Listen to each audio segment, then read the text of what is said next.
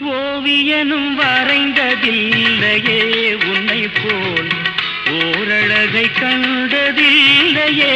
ஓவியனும் வரைந்ததில்லையே உன்னை போல் ஓரழகை கண்டதில்லையே.